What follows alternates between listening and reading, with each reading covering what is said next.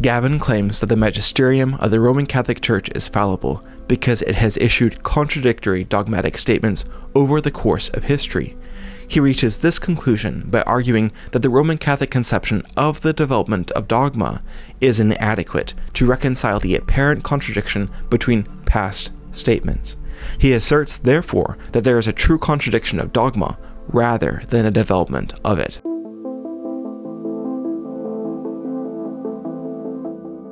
In this video, I will demonstrate that Gavin's reasoning is fallacious on 3 grounds. First, Gavin mangles a Catholic position, mistaking it for a heresy condemned by the Catholic Church.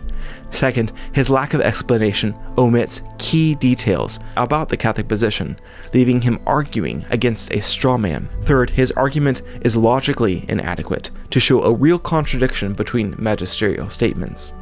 To begin revealing these erroneous jumps in reasoning, I will briefly summarize the 6 steps that Gavin takes in his argument. 1. He interprets the definitions of dogmatic development by Vatican I and Pope St. Pius X as follows, quote, "The understanding can grow, the understanding can change, but the meaning cannot, and you can't smuggle in a new meaning under the guise of a new understanding," end quote. 2. Gavin then claims that previous popes, such as Pope Eugene IV and Pope Pontifex VIII, made ecclesiastical pronouncements that he interprets to mean that there is no salvation outside the visible, institutional Roman Catholic Church. 3. He says that these pronouncements, quote, meet the criteria for an ex cathedra statement, end quote. That is, as doctrinally irreformable. 4. Next, Gavin points to some documents from Vatican II that he interprets as stating that people who are not Roman Catholic may be able to be saved, even though they are outside that visible, institutional Roman Catholic Church. 5. He claims that this is a change in meaning rather than a change in understanding. 6. He concludes, therefore, that there is a true contradiction between authoritative church pronouncements about salvation and in turn about dogma itself. Now let's dissect the deficiencies in Gavin's logic. First, to establish the contradiction he wants, he needs doctrinal statements offered by the Catholic Church to conflict with each other, for these statements to be binding for the whole Church, and for them to be irreformable.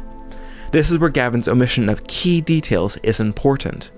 He does not explain that Catholic clergy and theologians debate whether the pronouncements like those of Pope Eugene IV and Pope Pontifex VIII are ex cathedra statements, nor does he acknowledge that the only 2 universally recognized ex cathedra statements in Catholic history are actually about 2 Marian dogmas, not about salvation outside the Church. Therefore, Gavin fails to demonstrate that the pronouncements made by Pope Eugene IV and Pope Pontifex VIII were issued irreformably. In fact, the rigid interpretation Gavin relies upon, that salvation is strictly impossible for anyone outside the visible bounds of the institutional Roman Catholic Church, is a condemned heresy known as Feeneyism.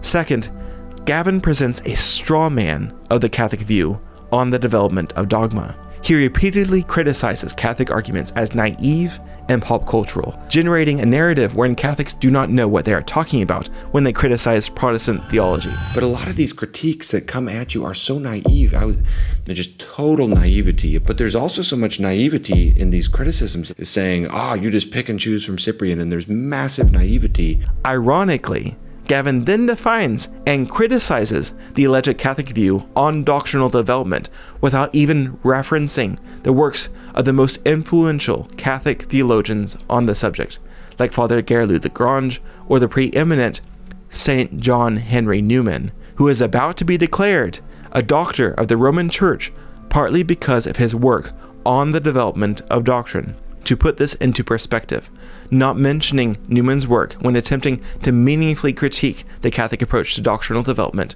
would be like discussing the special theory of relativity without referencing any of Albert Einstein's work, or talking about the production of the Mona Lisa without mentioning its painter Leonardo da Vinci, or discussing the origins of the Protestant Reformation in Germany without including Martin Luther. Gavin's criticism of the Catholic conception of doctrinal development is opportunistic, because it relies on his viewers having no substantial grasp of the topic, without using any of the helpful tools or definitions from Newman or others which have been circulating in theology for nearly 200 years. Gavin then goes on to claim that, quote, the Roman Catholic conception of doctrinal development is too flexible and too squishy to be credible or to be of much use." End quote. Gavin accuses Catholics of naive criticisms. Then he tries to define and criticize a Catholic idea without referencing the most important Catholic thinkers on the topic. And then he concludes that the Catholic idea is too squishy? Gavin's argument is hypocritical and spurious. Third and finally, Gavin maintains that the meanings of two pronouncements within the Catechism of the Catholic Church at paragraph 846 conflict. The first is this, quote, "Outside the Church there is no salvation," end quote. It refers to the historic articulations of the doctrine. The second is this, quote, "All salvation comes from Christ the head, through the Church which is his body," end quote. That refers to the more recent articulations of the Church on this principle. Along with this second pronouncement, the Catechism states that it is possible for some who are not members of the visible, institutional Roman Catholic Church to be saved. Gavin claims that the meanings of these two pronouncements conflict. Now, a conflict can be apparent in two ways. First, it might be explicit when two propositions, in virtue of their meaning, explicitly negate each other. For example, were I to say both, "It is raining here outside," and "It is not raining here outside," that would be an explicit contradiction.